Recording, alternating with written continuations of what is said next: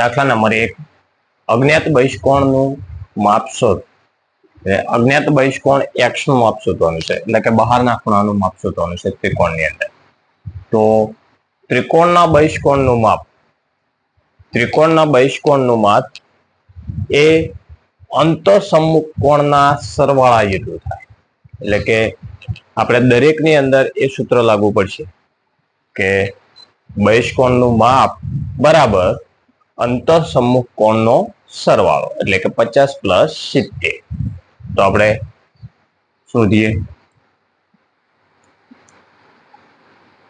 સૂત્ર લખવું હોય તો અહીંયા લખી દઉં છું કે ત્રિકોણના બહિષ્કોણનું માપ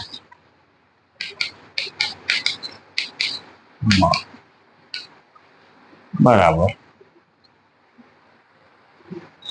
અંતઃસમ્મુખ કોણનો સરવાળો.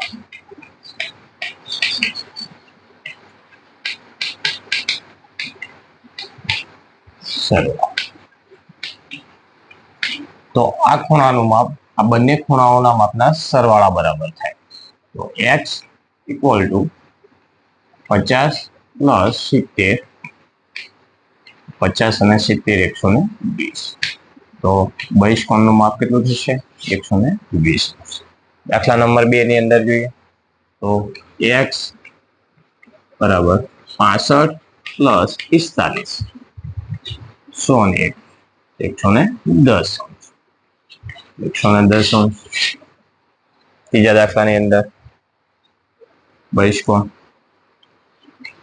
x બરાબર 40 પ્લસ 30, 40 પ્લસ 30,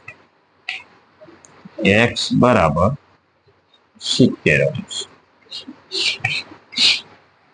ચોથા દાખલાની અંદર x બરાબર 60 પ્લસ 60, x બરાબર 120. આની અંદર x બરાબર 50 પ્લસ 50, x બરાબર 100. છેલ્લા દાખલાની અંદર x બરાબર 30 પ્લસ 60, x બરાબર 90. મતલબ x બહિષ્કોણ કેવો છે? કાટખૂણો. બરાબર, આવી રીતના ગણાય.